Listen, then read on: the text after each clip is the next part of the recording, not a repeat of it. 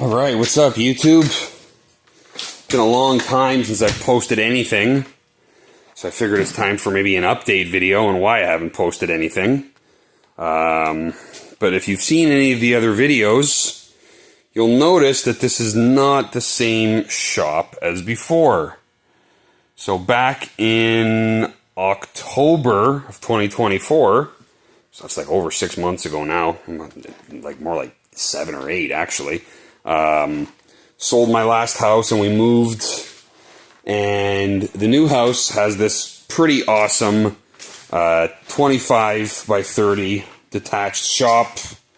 It's got 12-foot ceilings, storage loft up there. But anyways, moved out here. Actually, I spent a month before moving in renovating as much as I could inside the house. Did a little bit of a budget reno. Winter came. This garage, or this shop, I should say, if you look at the walls right now, any drywall that looks like it's kind of yellow or beige, that was all here. There's insulation and vapor barrier everywhere, even in the ceiling, as you can see. But there was no heat source in here, so I did not work in here over the winter, and to be honest, I just did not get a chance. There was so much going on, moving in, finishing things up even after I moved in inside of the house. It was just a busy time. You might be wondering why I say there's no heat. There's an oil furnace hanging up here, but it's never been connected, nor do I plan to heat with oil. I brought my trusty wood stove with me from the other house, along with all the piping and whatnot to plumb it. So before this winter, that should be getting installed so that I can be out here.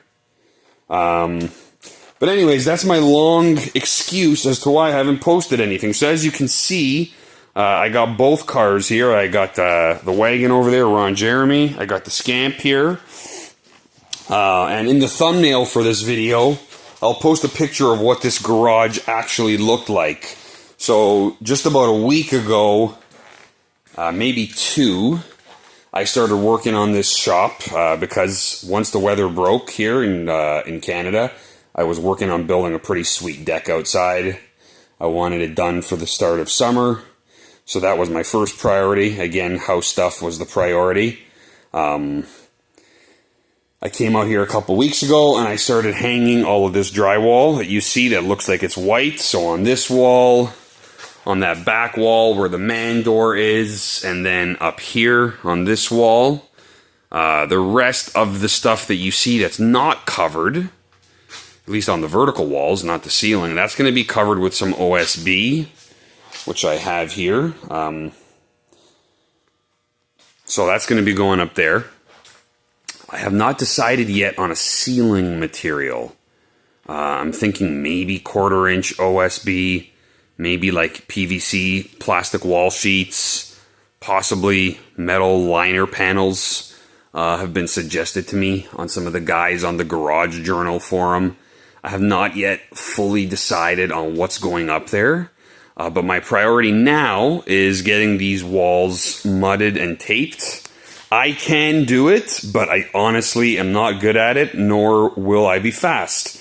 So I found someone who's going to do it for a pretty decent deal.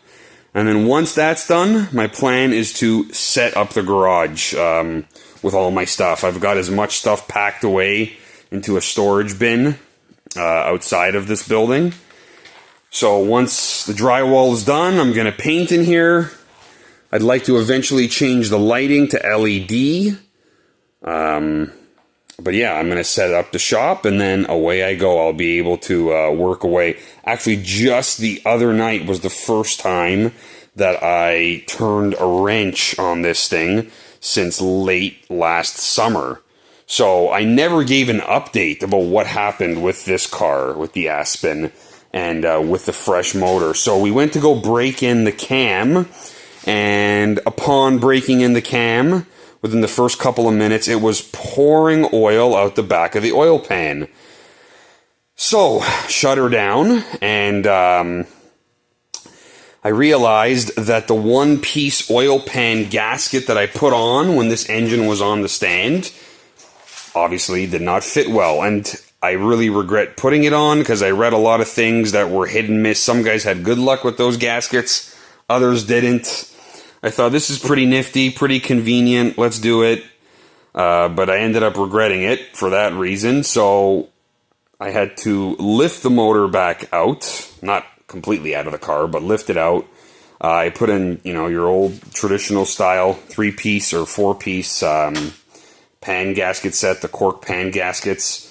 Placed the engine back down, continued to brake in the motor, and it was running like a complete bag of crap.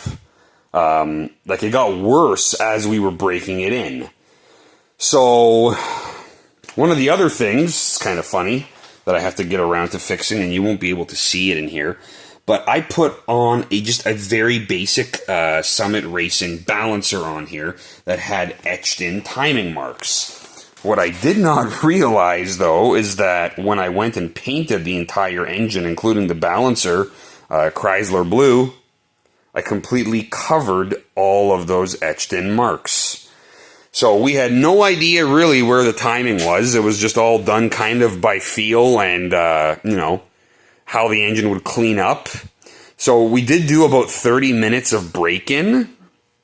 And after we finished, it started, actually towards the end of the break-in, it started sounding like it was missing on some cylinders. So when we shut it down, I did a compression test on all of the cylinders while it was hot, and the compression was pretty even except for one hole. I think it was down by like 15 psi, maybe 20.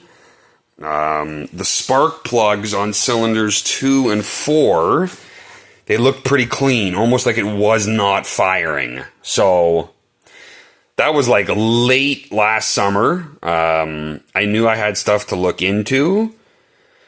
Mainly, I was going to be checking the valves, see if anything was up with the push rods, possibly, because clearance was kind of tight in the push rod holes. When I did build the engine, I mean, I did clearance the holes for the push rods, but I was a little worried it might be a little tight. So anyways, that was like right before we were packing up to move. So essentially the car just got parked. And I trailered it over here. I trailered the Scamp over here. And they just sat here through the winter. So now that I've finally finished my deck outside and I'm getting this shop finished up so that I can just start to lay out my stuff. Because as you can see, it's just a mess in here, right? Like, I mean, I'm a bit of a, I guess like an OCD clean freak. I can't really work in a disaster.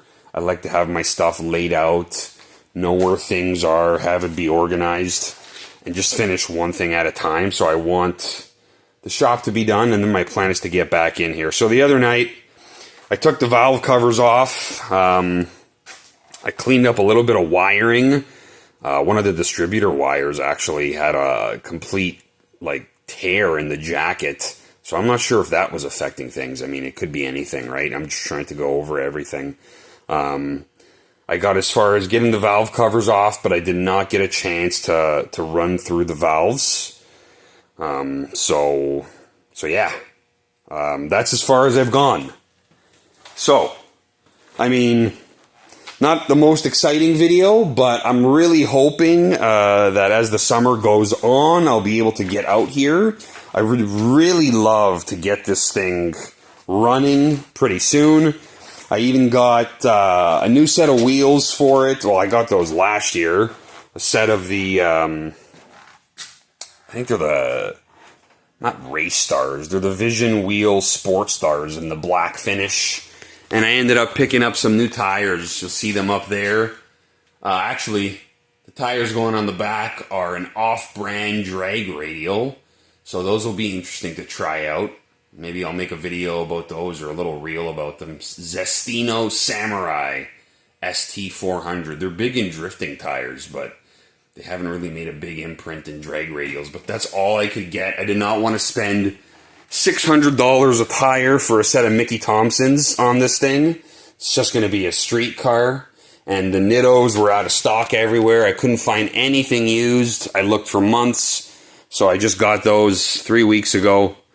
I got some pizza cutters for the front, because I don't believe in that drag pack bullshit. To me, that's just street car stuff. But anyways, hopefully you get this thing running properly. Hopefully there's not more going on with this engine that could potentially be a problem, that it would involve having to remove the engine. But yeah, that's just a little update. I'm super stoked to be in a big shop. The house has an attached garage. That's where the wife parks, and this is completely devoted to the cars. And at some point, hopefully before the winter, that furnace is getting out of here. The stove will be going in, and I'm looking to get a 2-post lift for this side of the garage. I think that'd be pretty sweet. I've been living on Marketplace looking at them, but all the good deals get snatched up. And to be honest, I got nowhere to put it right now if I don't install it.